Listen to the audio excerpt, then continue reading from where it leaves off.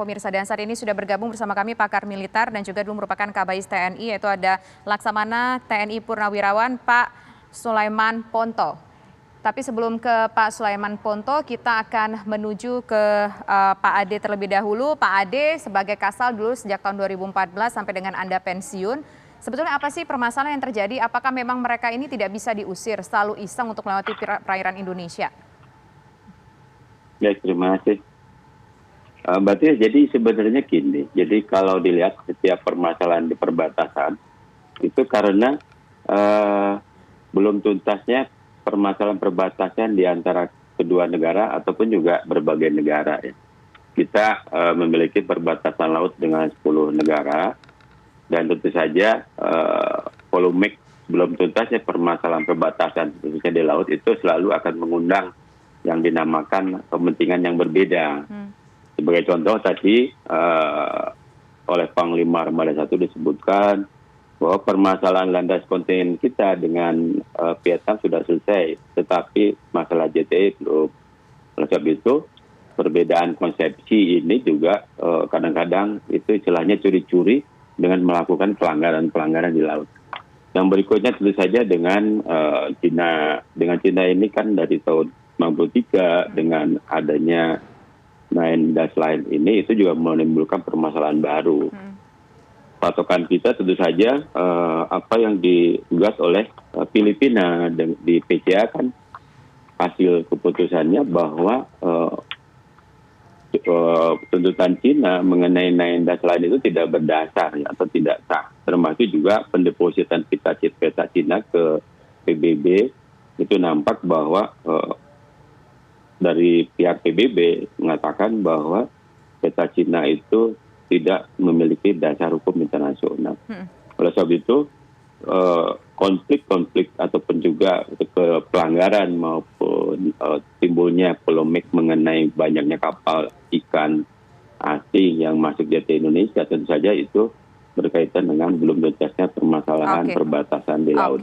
Kita dapat poinnya di situ, Pak. Sebetulnya karena memang ada hal yang belum tuntas di situ, termasuk juga aturan-aturan secara internasional yang belum disepakati bersama. Nah, sebelum kita lanjutkan ke situ, saya ingin ke Pak Wisnu. Pak Wisnu, ini belum terjawab tadi. Sebetulnya mereka ratusan yang berada di zona ekonomi eksklusif Indonesia itu hanya numpang melintas saja kah? Karena nggak apa-apa kalau numpang melintas doang. Atau mereka di situ juga nakal mencari ikan, mengambil hasil laut kita?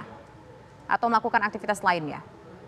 Oh baik, saya pikir tadi sudah menjawab ya. Jadi yang pertama mereka memang melintas saja kapal-kapal yang memang akan menuju ke Alki 1 ataupun Selat Malaka, itu mereka akan melintas. Atau sebaliknya dari sana menuju ke Laut Cina Selatan.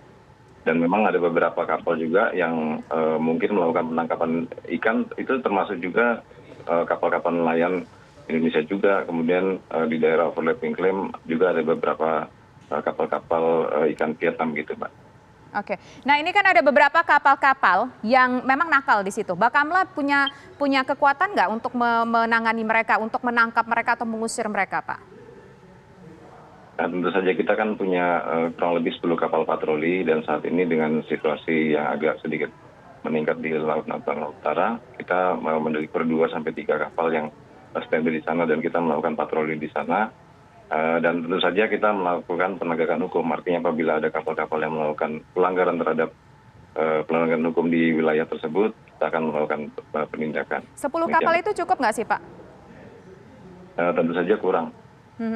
Nah, kemudian kemudian kita juga tahu bahwa di sana Cina itu juga ada Coast Guard-nya, kemudian juga ada beberapa lagi milik Cina, kapal perangnya berada di sana. Itu ada ditemui oleh Bakamla? Beberapa kali ditemui, kita tahu beberapa waktu yang lalu juga Bakamla juga memberitakan menemui adanya kapal Coast Guard dan kita komunikasi dan kemudian kita melakukan shadowing untuk menunjukkan eksistensi kita sekaligus presence kita. Kalau di dalam hal ini kan fungsi daripada kehadiran aparat penegak hukum itu baik TNI AL, situ Bakamla, KKP itu adalah bagaimana kita menekan niat mereka supaya kemudian menjadi dampak penangkalan bagi mereka untuk melakukan perbuatan atau tindakan-tindakan yang lebih jauh dalam konteks pelanggaran hukum. Pak, dengan segala hal yang ada, kemudian juga apakah Bapak juga pernah ngelihat di situ atau berhadapan langsung dengan kapal perang Cina? Bagaimana, Mbak? Pernah kelihatan nggak di situ ketemu kapal perang Cina? Oh, kapal perang Cina kalau beberapa kalau kami dapat infonya sih dari apa namanya dari Puskodal. Di Puskodal itu kan dia mendapat informasi dari open source juga beberapa sumber lainnya. Tetapi saat ini belum terpantau lagi demikian. Itu kapan terakhir, Pak?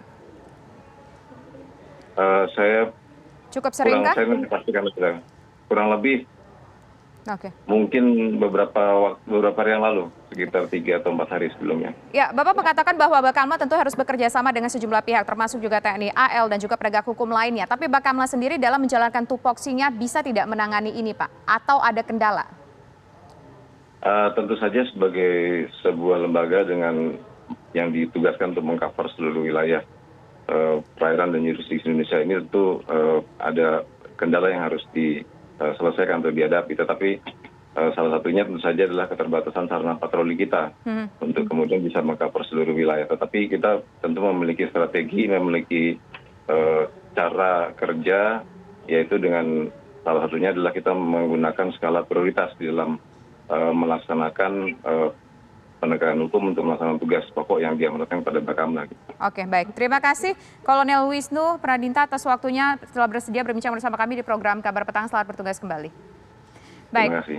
Dan pemirsa, nanti kami juga akan berbincang dengan pakar militer, yaitu ada Laksamana TNI Purnawirawan, Pak Sulaiman Ponto, tapi nanti usaha jeda berikut. Tetaplah bersama kami.